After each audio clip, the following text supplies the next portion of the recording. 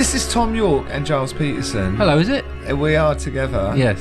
On BBC Radio 6 Music. Yes. Basically, Tom, you've just done two soundtracky records. I mean, well, you did a soundtrack. I did a soundtrack.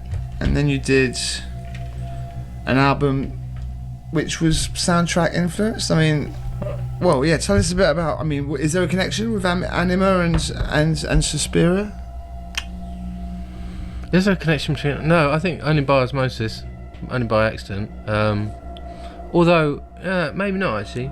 I mean, we're doing the Suspiria thing made me start looking at how I piece music together differently, and at the same time was doing Suspiria on and off. I was doing a few performances of the, Tomorrow's Modern Boxes, which is my electronic thing with Nigel and Tarek, the visual artist, and I'd started throwing unused bits and pieces to Nigel to collage together during the performance, to varying degrees of coherentness, and that was kind of a similar thing that I was doing with Suspiria, where I wasn't thinking in terms of normal form. I was just thinking in terms of what might work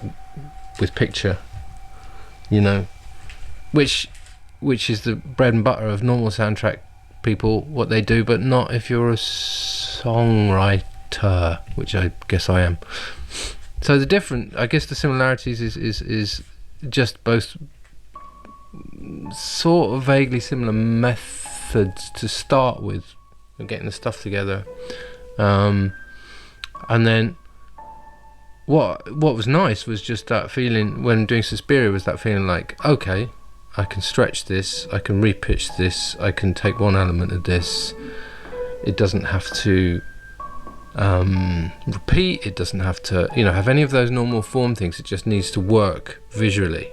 And then I'm on stage with a visual artist, Tarek, who's responding to stuff that we're doing on stage, so I'm getting visual input there as well. So I guess that affected it, because a lot of the tunes were developed with him on stage, or in rehearsal, but much more, I feel like they ended up being much more in your face, because we're trying to get people's attention. They did end up being all like song form things, but they did start as like collaging odd bits and pieces, and Nigel gradually pushing them into a form, with me putting the vocals on it. I mean, the thing about Suspiria is that what I love about it, it's really, there's a lot of music there. It's a lot. We had 72 cues, me and Sam, who produced it.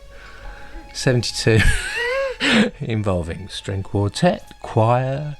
Yeah. How did it initially open? There was a remake of the film, yep. And did someone approach you? The director approach you? Yeah, and Luca. Yeah, it was like a mission creep. Luca approached me, and I sort of said initially, well, I think I can probably handle this, having never done a soundtrack, if it stays in the realms of electronic, because there's a sort of a natural limitation there, which would keep my brain intact. But then when he started making the picture, I did a lot of stuff before picture that was like that, which I was really excited about, and then one random piano piece that fit exactly from, and then it just changed. It started evolving. He started saying, I really need a string quartet here, I really need something like a Ligeti piece here, and suddenly I'm like, wow. But it was, honestly, it was hard work, and it was a completely mad process. But I think for me, musically, there was before Suspiria and then there was after, and a lot of stuff that I thought I couldn't do, a lot of walls that I thought I had around me crumbled away, which was really nice, aged 50.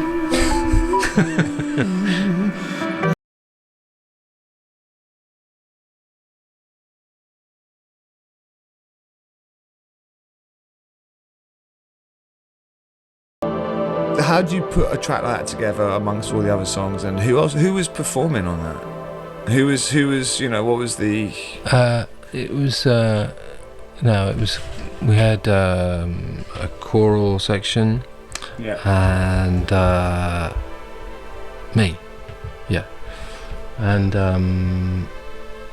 it's a funny thing because Luca and Walter, the editor, they sort of came to me and they said, so this Sabbath, this mythical Sabbath that they had in the film, and they described all this grotesque stuff that was going to happen, violent and dismemberment, blood everywhere, and they kind of said, we'd like you to write something really pretty, really beautiful, really transcendent over it, which was like, okay. So that's where I ended up. Did you know the original? Did you know the Goblin soundtrack? I knew Goblin, right, but I didn't even know the film that well. I had to go back and watch it again, remind myself. And Goblin, I discovered really late, and just thought, this is weird. It's kind of Radiohead, sort of, but more complicated. But no, I didn't really know much about it. But if I was going to do a soundtrack, it would have to be a horror film, And I just got on with them, Luca and Walter, the editor and the producers. I just immediately felt like, okay, I feel some safe connection here. This is going to be all right, So you were out of your comfort zone, obviously, doing this, and so. You'd never done it before. Johnny Green would have done some films. I mean, you'd done some stuff before. You'd sort of tapped into it a little bit. I mean, only Rag and Bone, or well, that's another thing that sort of filtered in really, because the Rag and Bone thing was a mission creep. Because my friend Marcus, who runs Rag and Bone, we became friends, and then he asked me, because I used to take the piss out of the music they play at fashion shows. Something chronic, because it's usually fairly awful, except for Jun Takahashi, our friend. And then he said, well, can you put some stuff together? So I started putting other people's tunes together. It'd take me like half a day, and then suddenly it was like I made the mistake of saying, maybe I'll do it, and then suddenly I'm doing these 10-minute pieces from scratch. And then I recruited Nigel into that, and it was interesting though, because it forced me to go and look at the way I did stuff. I'd never really thought in terms of a 10-minute piece and what that means, I didn't really think of it in terms of like a fashion show thing at all, because that's a dead end. So it was more just, okay, how can I make this work over a sustained period of time and be exciting and not boring? And I don't know. It was just another challenge under great amounts of pressure usually. You don't need to do this, No, that was the little sign in my head. It was flashing red neon all the time. Yeah, but there I was. And it's satisfying. Yeah, it was satisfying. I mean, a lot of it filtered into ANIMA. Yeah. Twist was pretty much straight off something that I developed for Marcus. A few things were.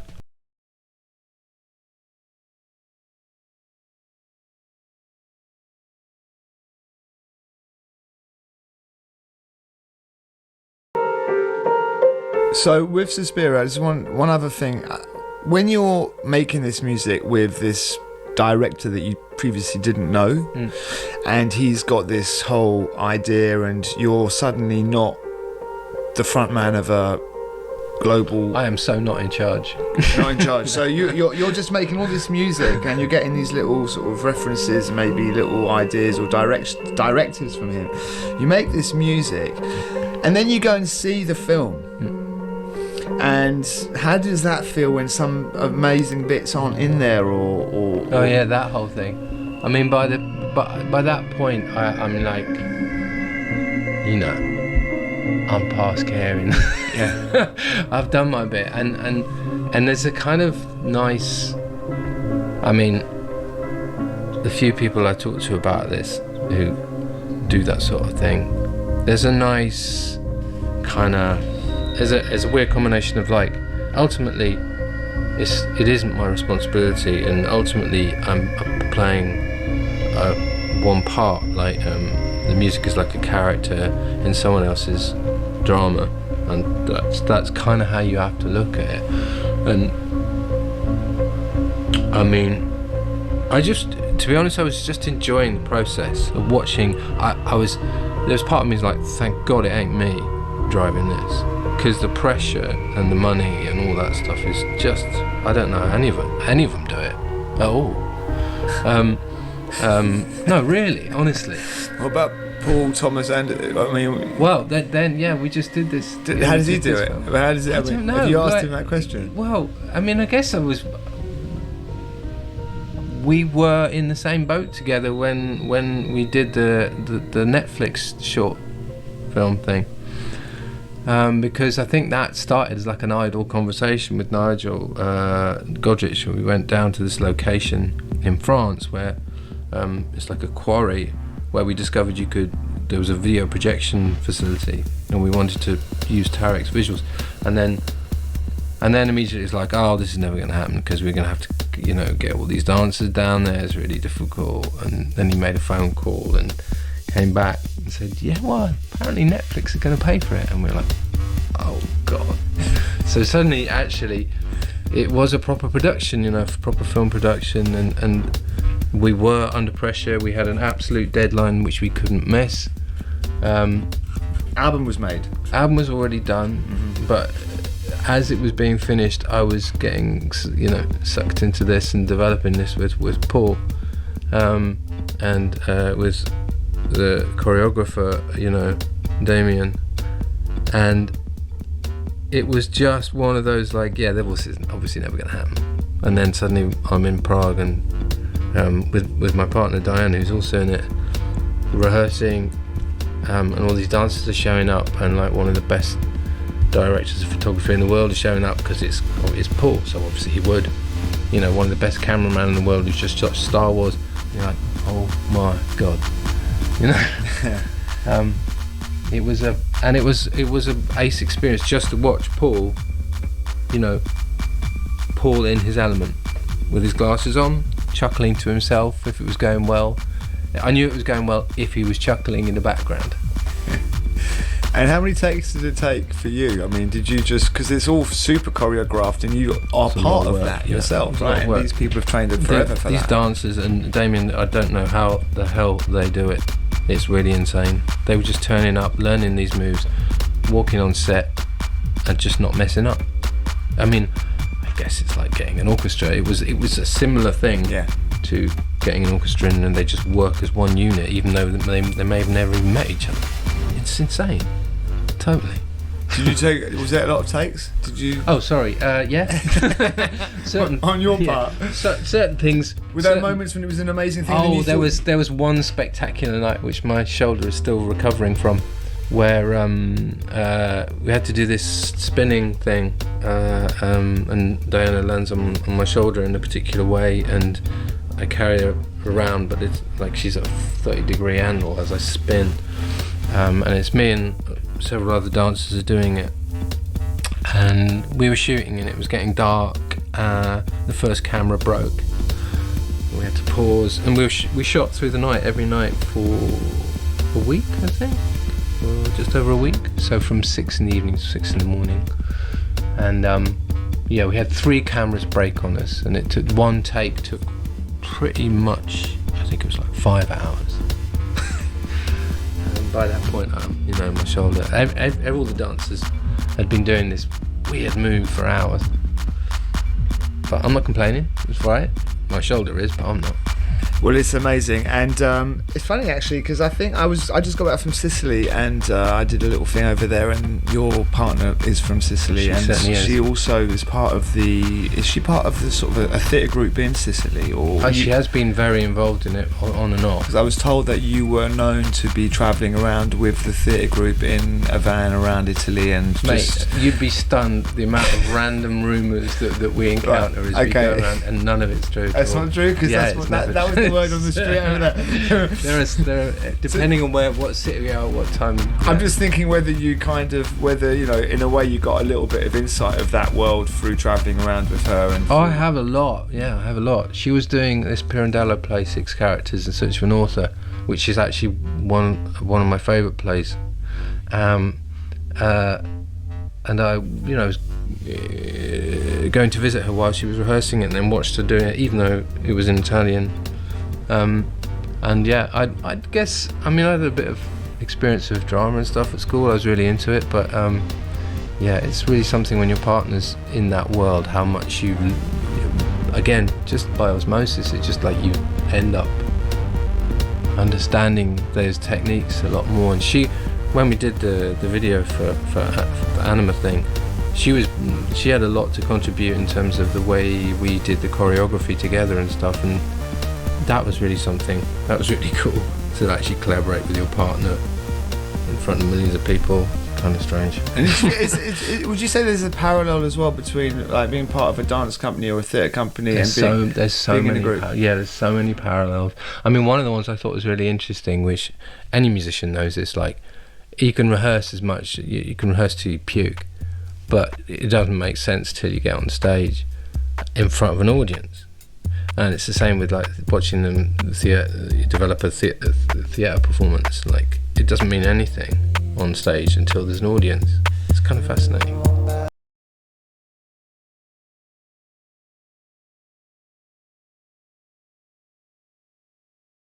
I was producing so much stuff, I couldn't like keep track of what Nigel I was doing.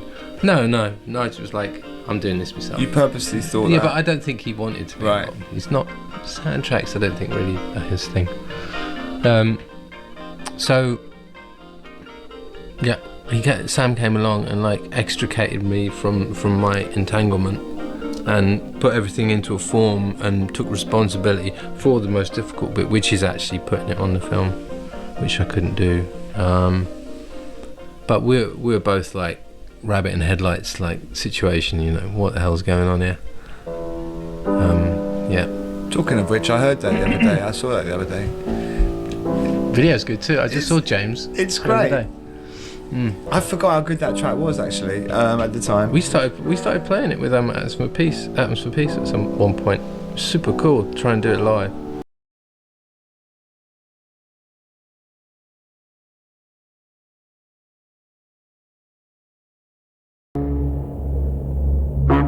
Bernard Parmegiani. Conjugaison du Timbre, where essentially he takes someone playing saxophone, as you can hear, and all done on tape. There's tape edits, because that was the music concrete thing, right?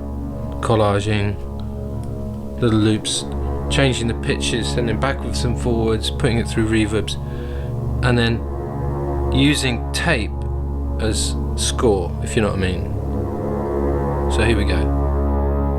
So one simple saxophone note then becomes this.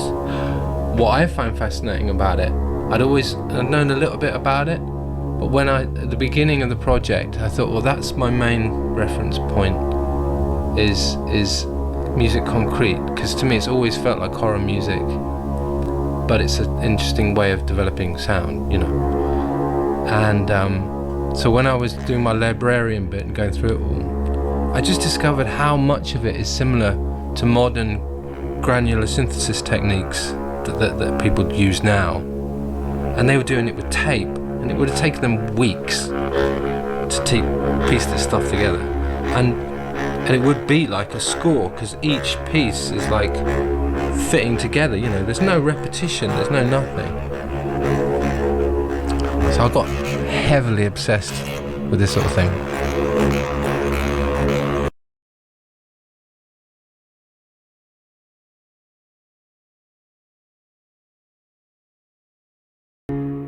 Fantastic. So, who's that exactly? Who's that? So, He's, I think, one of the music concrete. Excuse my ignorance for not knowing how to say that. Music concrete is what, and where does it come from, and who invented it? Go on, no, but is it a French thing? Is it like, is it sort of... The French, it seemed to be like, this is total ignorance, so it seemed to be French and Italian, as far as I understand it. It seemed to come out of the, developing techniques for tape editing and discovering that this weird crossover between audio engineers and studios and musicians, discovering there's a sort of area in the middle where you use in the studio to create processing sound in order to create a score, essentially, which is really, really close to, early horror film stuff. I mean, it's on the edge of sound effects. This is a whole grey area. Bernard Parmegiani,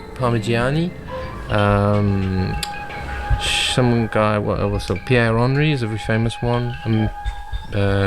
Also Pierre Schaeffer, and then Stockhausen was doing a bit of that, and then later, obviously, Steve Reich was using tape when he first started to do the loops. There's a real history of that in France as well, isn't it? It feels to me in Europe. I mean, of course, in the UK you had I suppose you had your BBC. Well, that's in fact, I've got in my lineup of stuff to play. The old Delia Derbyshire. Yeah, a Delia Derbyshire tune, which I mean, it's the one, All the Dreams. Do you know that one? No. The collage. She just got a bunch of people to talk about their dreams. Do you want to hear of it? Let's play it. All right.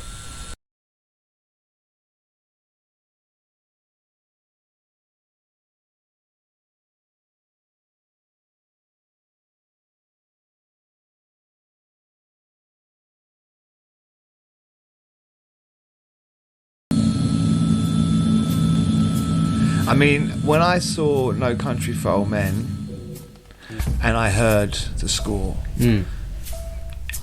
it was only at the screen on his. It's not a particularly amazing sound system in there, but I remember going, "This is incredible." It had a massive impact on me. I don't know what they did. It was just a wonderful, amazing moment. Was there a moment for you when you went to see something and you were like, "Wow"? This is, forget the music, forget the film. This is where it really is. The music and the film, everything's just like, wow. Well, I mean, there's lots. There's always been. I mean, early on it was Morricone, obviously. Like those films to me are all about the music, the spaghetti westerns, and then horror films like The Exorcist. So where the actual music was, because when you went to see those films, I mean, I think Jaws had that effect. I mean, when you heard the music and that, it was like, oh yeah, the music doesn't date well, that one, but yeah, doesn't it? I probably just heard it too many times. Yeah. Because so some films, the soundtrack is really, really important. Without whatever's going on underneath, you've no idea where you're at or what's going on. I've always been very aware of that, but just figured it would never be anywhere that I'd be able to go to, and until I got a gentle nudge from Luca, really. So should we play some Italian stuff? Some Italian, talking of Morricone. Should I play something? This is one of the sort of Italian composers. I mean, this isn't really. We're going into sort of, I suppose, more kind of cliched type sounds in a way. But there's Emiliani, there's Ennio, Morricone. There's a whole group of. So what you got? Well, I've got this guy here, and I'm a bit of a fan. Piero Piccioni. I like the way you say that, by the way. Terrible, right? Like, the pizza place. Piero Piccioni. Piero Piccioni. Yeah, and there's one of those. He's a lesser known. Lucky Luciano. That's kind of famous, right? I think that's pretty famous. Yeah, shall I play? Yeah.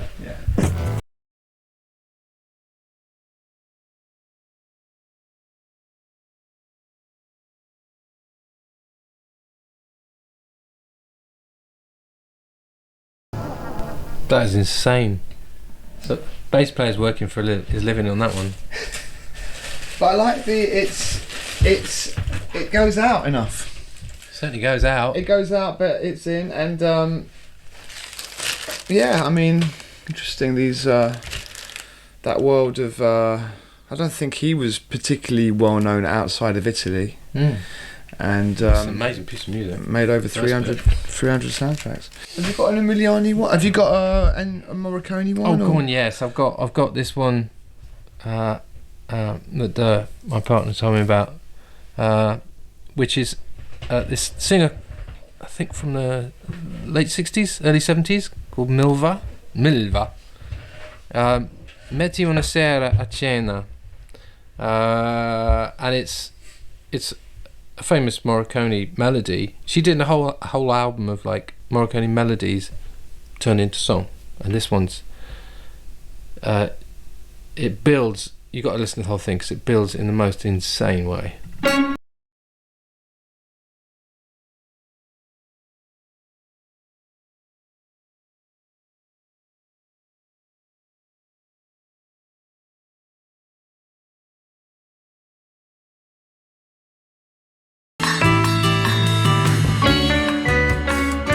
Amazing.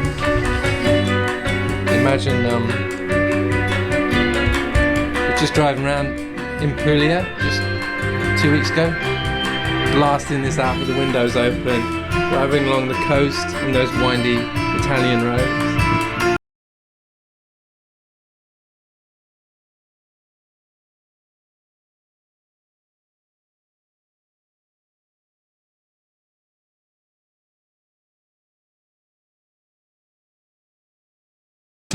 Ennio Morricone, incredible, still alive. Yep. Have you met got a him? studio in Rome.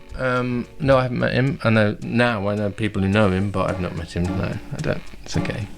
Really? Yeah, but he has a great studio in Rome apparently that sometimes you can use if you're lucky.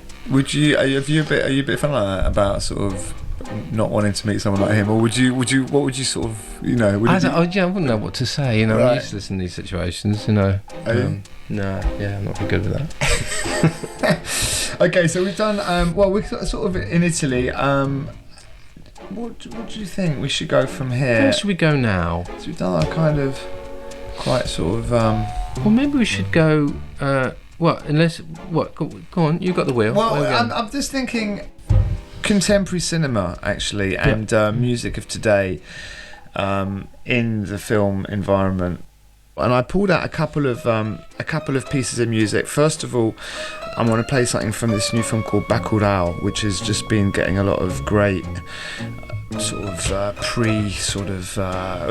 out in Brazil and very much looking at the state of the nation, and the music from it is amazing. So I want to play a piece from that, and then I wanted to play a piece of music from a film from 1964, which was the time of the military dictatorship, and a similar film based also in the northeast of Brazil. So let me play those tracks. Cool, let's hear it.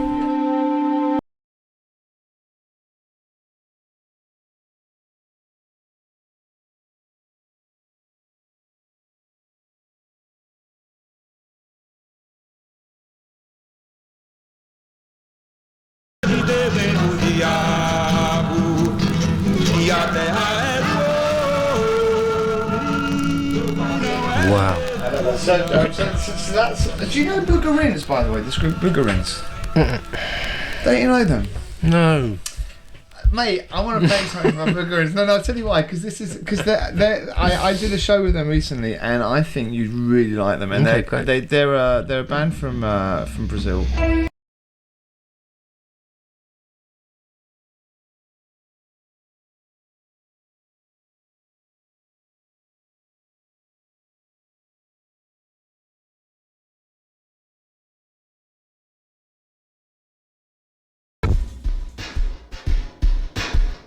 I like it.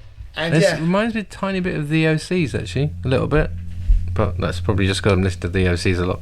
When you go to Brazil as Thom Yorke or Atoms for Peace or Radiohead, what do you do? How do you go about it? Do you tend to spend time there? Do you No, because it's always like on the you're doing a tour, you're banging around really fast. Yeah. So I was in Rio for a couple of days, but I don't really feel like I saw a lot. And my partner, she got food poisoning, so it was a bit of a mare. We had that thing that comes from the trees, whatever it is. I can't remember what it's called. It looks like a leek, but it's not. She immediately got sick, so it was a bit of a nightmare. So we're in Brazil. We've just done a bit of Sergio Ricardo from 1974, and we've actually 1964. I completely got that wrong. Sergio Ricardo, and music from the latest film called Bacurau, which has quite well-known people on it. Sonia Braga, Udo Kier is on that as well. It won the jury prize this year at Cannes. Really? Right. Everybody sit down. For the film. I don't know about the music, but it sounded pretty good to me. And the music by brothers Mateus Alves and Thomas Alves Souza. So what should we do now? So I feel like when I was listening to that, I could either play some Johnny, because I kind of fancy that. I could play something sweet, or something not so sweet, or I can play you another Italian song singer, Sicilian in fact, who sort of seems to go with that piece you just played, the vocal piece. Where would you like to go, John? The vocal piece that you played, No, your one just now, the 1960s. Oh yeah, okay. Well, you know what? I think maybe we can do like 3 in a row. Okay. Maybe you can just sort of go from the Sicily to Johnny somehow. Yeah, I think I can do that.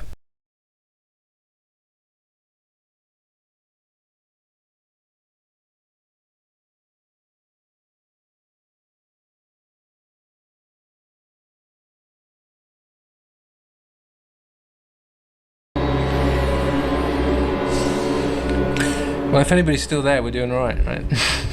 We're all there. And it's interesting because he's done the big Hollywood thing.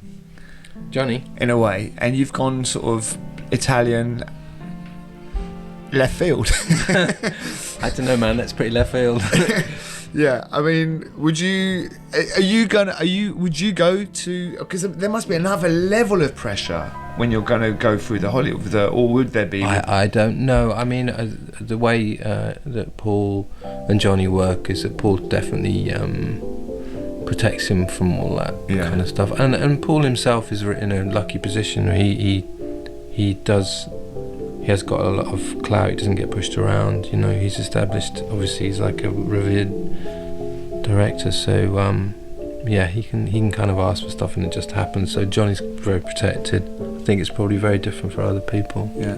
What was that from? What was that? That's There Will Be Blood. From There Will Be Blood. That was from There. And it reminded me actually because I went to the proms the other night with Johnny. Did his premiere at the Royal Albert Hall. And there was this one moment, actually not during Johnny's piece, during a Steve Reich piece called Pulse, which is amazing. And at the end of it, this bloke's just out in the audience, because it's the proms, it's a bit anarchic. So I'm just going, some guy's just going, absolute nonsense, and storms out with a red face. Which is like, mate, if you don't get Steve Reich, what are you doing there? Here's one I really like. Who I think is one of the sort of modern composers that are doing good stuff is Nicolas Bretel. If Beale Street Could Talk. Oh yeah. Let's listen to this.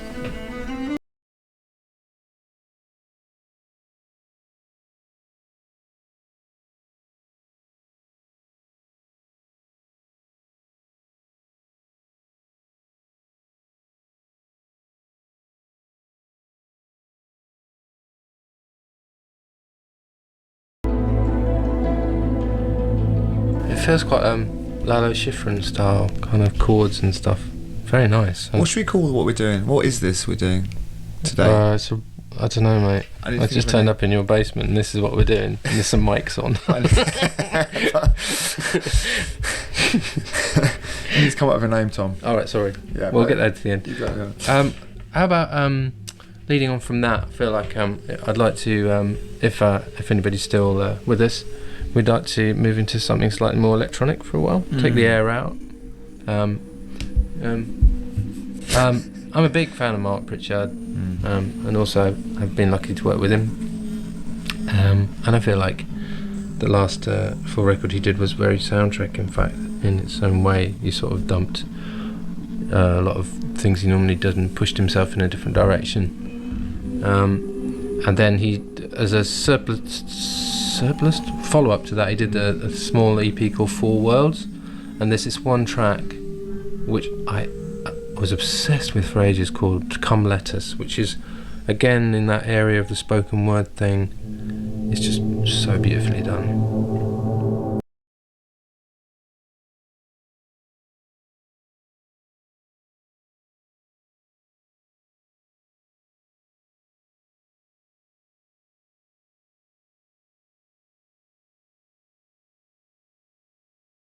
Every time I listen to this tune, it makes me think of things I keep reading about, what's happening in politics and the environment with Extinction Rebellion, and it feels like we're in this particular moment. And a friend of mine, George Monbiot, who writes for The Guardian, he wrote it in something recently. He said, we have to come up with something positive.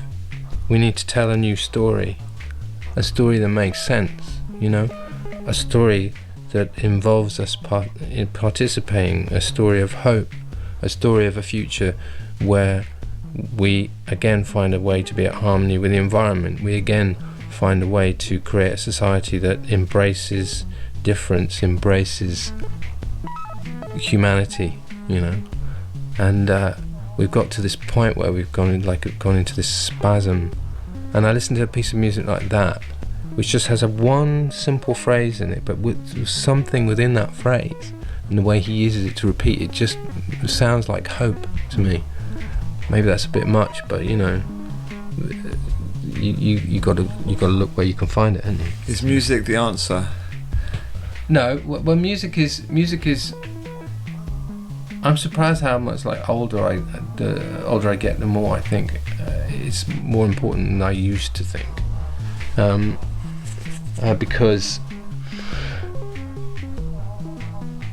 there are not many things that stop you in your tracks and make you reassess, and we're all sort of looking for moments to kind of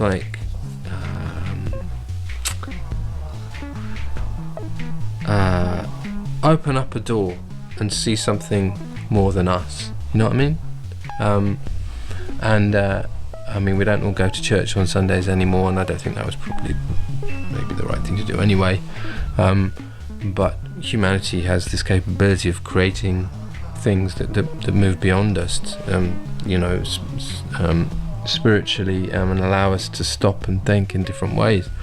Whether it be a horror film soundtrack that makes us see something about ourselves that we probably don't want to see, but we should, or something like what Mark's just done with that piece.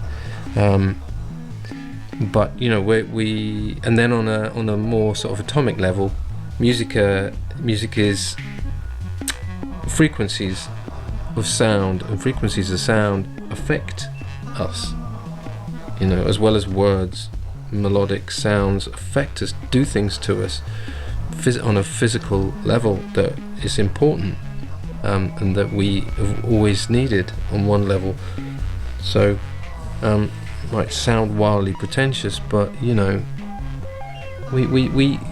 we struggle to form connections with each other these days, and I think music is one of the few where we still do have that. If you play in front of, like it is when you DJ, you spin a tune and you get that rush through the audience. Same with me, if I'm on stage and a moment happens in a large crowd of people, you connect on a different level, which is incredibly important. If our only connections were the ones that we see in our little black mirrors here or our little phones, then we'd all be really super duper screwed, Anyway. Yeah. It's interesting. Another person listening to Pritchard and and sort of thinking about your relationship with electronic music, which is evidently very within your music for years and years, solo or otherwise, and your relationship with everybody from Fortet to James Holden to... I was going to play some James Holden later, hopefully. Well, let's play some. I mean, I just think that, that's really, really such an incredible area of music and so creative, and I'm just thinking they've all got records out at the moment, like Piero doesn't stop. None of them do. No. So you still getting it seems to me that I'm still super inspired. I mean, to be perfectly honest, the ones who really keep inspiring me the most are Mark and James Holden. James Holden, it just constantly surprises me where he goes with stuff, and the album The Inheritors that he did a few years ago totally blew my mind. And in fact he came, I'm not sure, James will probably tell me I got this wrong, but I think I wrote to him around that time and said, do you think you can, maybe it was before or after, I can't remember, but he came on tour with us and he'd never thought of doing that kind of thing before. And he turns up with his modular gear. It's the first time I'd seen anyone like turn up with a bunch of gear like that and put it on stage, and I think he was kind of worried it wasn't all going to work, but it was his shows were amazing. And he really builds amazing. It all himself, right? He builds it all himself. He's such a tech head. I mean, he's in fact, he uses Mac's MSP in really, really similar ways to Johnny. The way Johnny uses it, they're kind of similar people in some ways. But yeah, he's a real tech head, and he was standing there explaining to me all this stuff. I didn't understand a word of it, but I drilled it into my brain, and I went home and researched it all, and now I'm like a real modular geek. Nothing like that, nothing like him. I've never had the patience to learn Mac's MSP, but get me in front of a modulist, I'll stay there all weekend. You'll have to make me some breakfast at some point. I won't move if I get half the chance. But but James is The Inheritors, the album, was a massive influence on me. Just as much about the actual finished product, the finished thing. I didn't use the word product there. The finished thing. As much that, and as much about what lay behind it in terms of the geekery and the techniques and all that stuff. Totally fascinates me.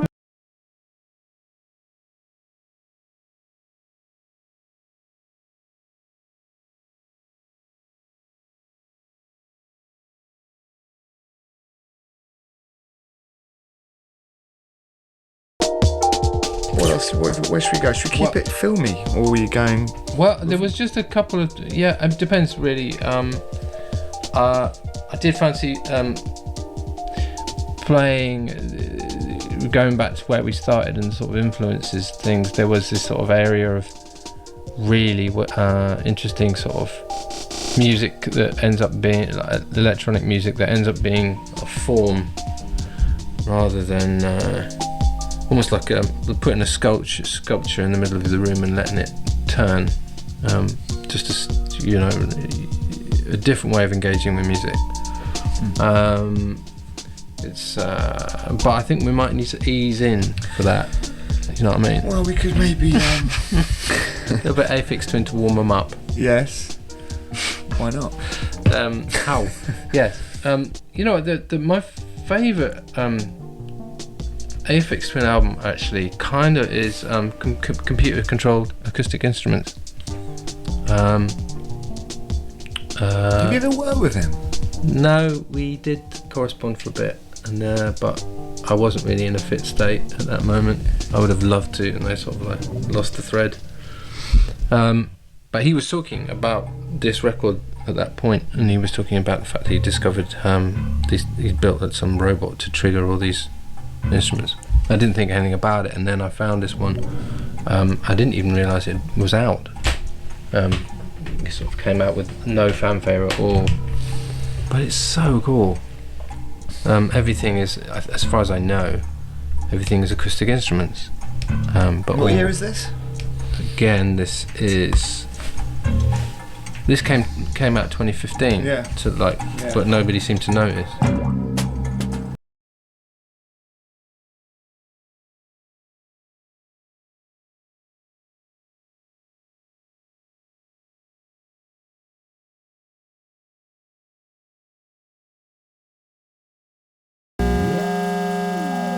I mean, you were saying Mark Pritchard was. I mean, that was a stop moment. This is a beautiful piece. You like it?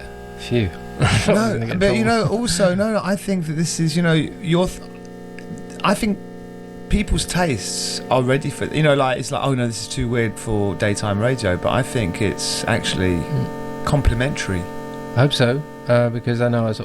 Anyway, that one's Ben Vida. Who's I'm he? a massive fan. I have no idea Wow. anything about him at all. That is really. I don't even know quite how he did that. Really? No, well, I mean, I sort of do, but Right. I've got a feeling I'm wrong.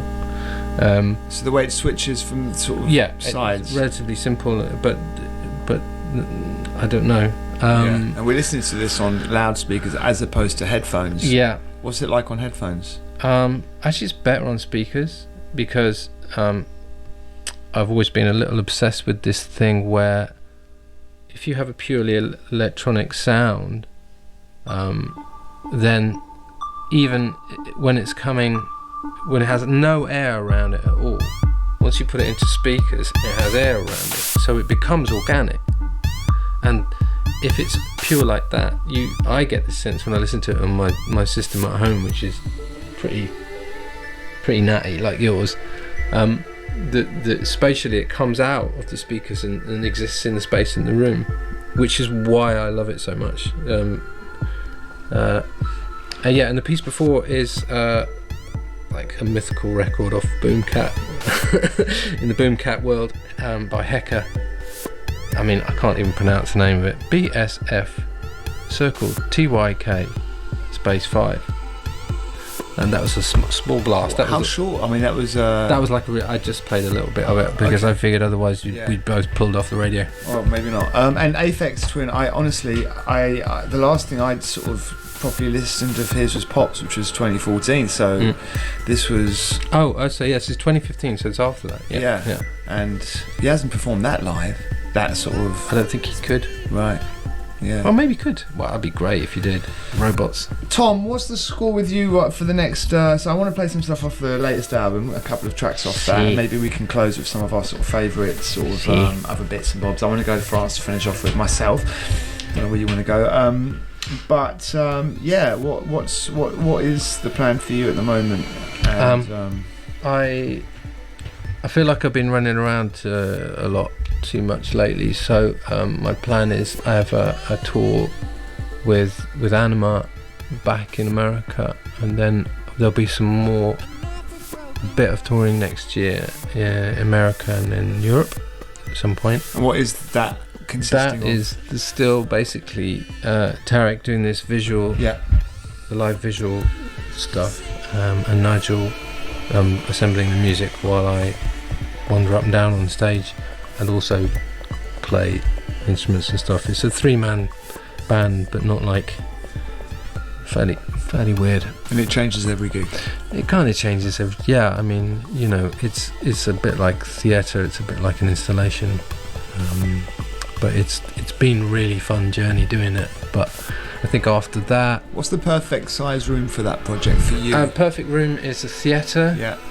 Big theatre but where people can dance on the ground floor. I mean, a good one was, we did one in Berlin where it was all standing, and then seats up above. You know, there's been that's after a lot. We started doing it in rave gigs, and it was like people were too out of it to really understand what was going on. So yeah, seriously. So that's sort of finishing off. And then I'm sort of clearing the decks, because I've got something I want to just dedicate myself to completely and utterly, which I'm not going to tell you what it is, but you'll like it. So that's it. I mean, I'm trying to clear some space because I feel like I've been running to standstill.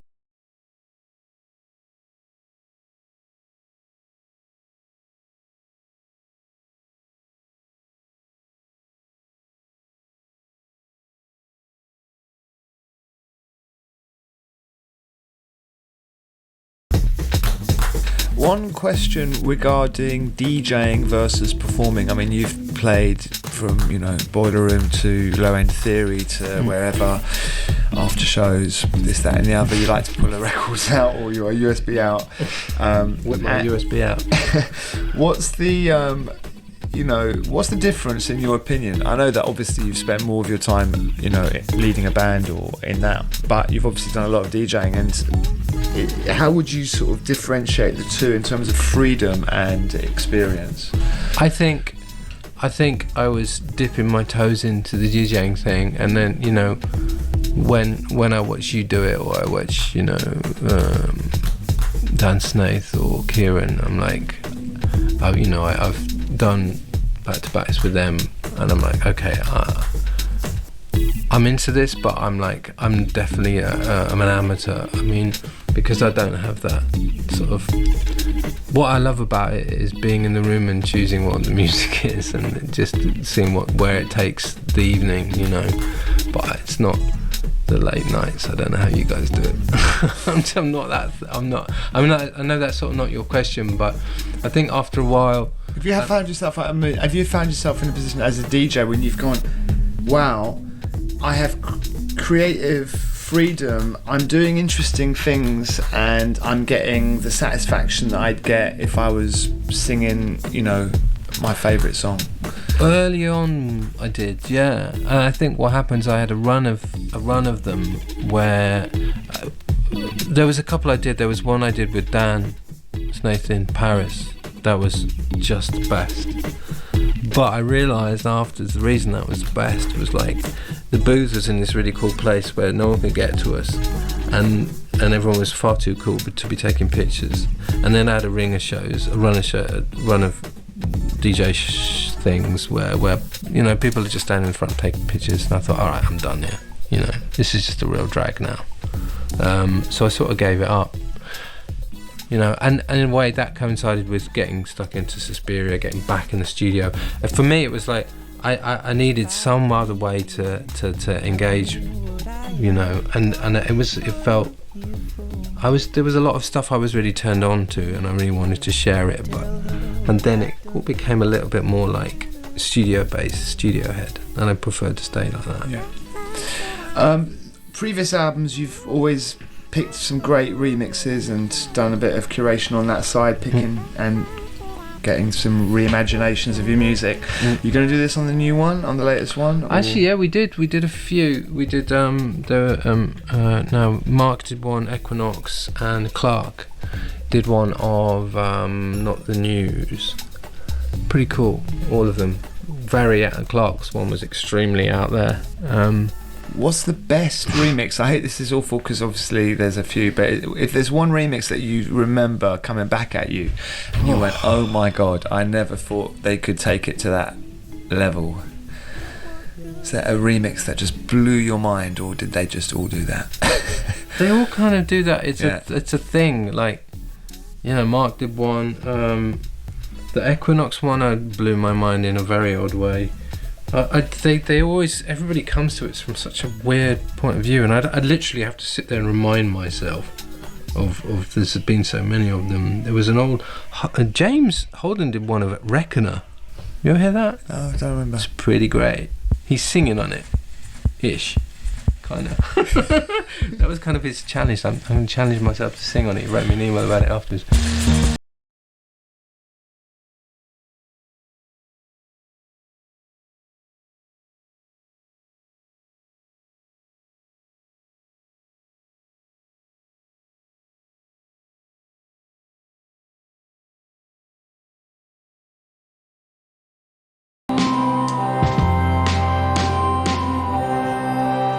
Who's playing bass on Impossible Knots? Me. Yeah, I can play bass. It's fantastic. Is it? It's super fun. I didn't know. That was kicking around for ages, and what to do with it. It's like, what the hell? Yeah, it's a joyful one, that one, I think, relatively speaking. Are you on all the music throughout? Do I on the album? Do I play? Yeah. Everything? No. Well, the drums on Impossible Knots are incredibly sped up. Something that Phil did. Yeah. And Joey from Atoms for Peace also features on the tune as well. They're like long sort of sampled sections. that had been kicking around in my box of things I really, really need to use box.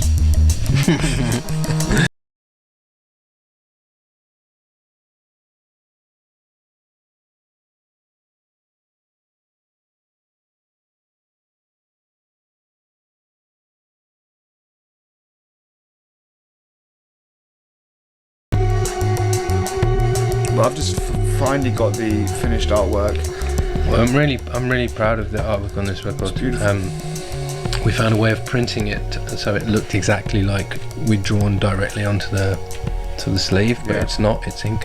Yeah. And I mean, maybe a word about Nigel Godrich as well, because I think he's been very much part of a lot of what you've done for years. And as you say, he wasn't involved in Suspiria. When you say he's producer, does that mean, you know, he's got it? It's not co-producer, it's producer. It depends on. I've never quite. I don't think either of us really quite understand the literal definition of producer. In this case, it's like assembling pieces that I can't figure out how to assemble right the way through, so basically digging through things that are incoherent and making them coherent, which is like writing an assembly, right the way through to just making sure it sounds good, right the way through to actually being a performer and a fellow musician on the stage making musical decisions on the fly. So it's like everything, and very much like the conceptual part of it was him, in terms of like, let's take this idea of collaging loops and bits and pieces, and let's make it something. Let's do something with it other than just repeat what we've already done. Do you argue? No. I mean, like, does he say, "Shut up, this is good enough, let it go"? Oh yeah, I'll go on forever unless he wrenches the steering wheel from me. Yeah, that's always been a way. But I'm a little bit more zen about it now. Although, you should get him in here and ask. It's my decided, and I'm sticking to it. Mate, it's been great. So I was going to ask you to finish off with a couple of songs. I'll finish off on the other side with some actually, I'll play something first. I'll play something it's a real cheeky little sweet one, and this is somebody who I'm kind of become a bit obsessed with. It's a French composer and record label owner called Pierre Barou, and he had a record label called Sera Records in France, and he was also the person who wrote the soundtrack to Un Homme et une Femme. And he passed away actually a few years ago. He was like 90 or something, and he was the first person to really popularize Brazilian music in France. So apart from being a great composer and part of several great soundtracks, but he also ran a record label that signed some amazing world music, some great Brazilian musicians like Nana Vasconcelos, great French musicians like Jacques Higelin and Brigitte Fontaine, and made great music. And in film. So I'm going to play a song from Un Homme et une Femme, which is combines all of that. It combines him singing, it combines his Brazilian sort of influence and the way he kind of pushed that music out, and it also talks about him, the record label guy. This is Samba Sarava.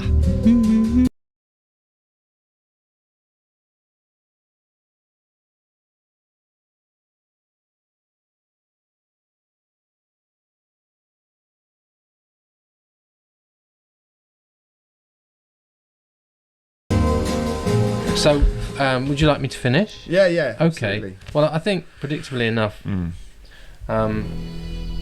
finish with an Alice Coltrane tune. But one that I recently discovered, it's called Hare Krishna. But I mean, I don't really pay attention to that bit. But it's what do you call it? I'd say it's like a ray of light to me. It's one of those ones. On the bad days, stick this on.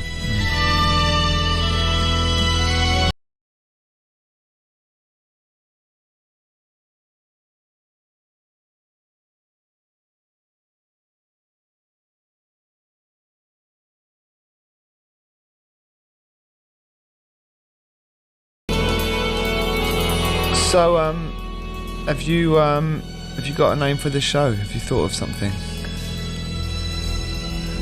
Come up something.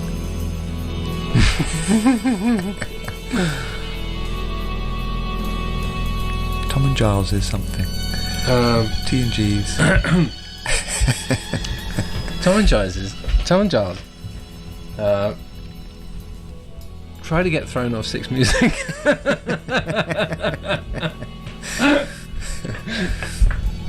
their best to get thrown off. Part 1. I should do. Or, yeah, and we get in with this and that everyone's happy then, you know.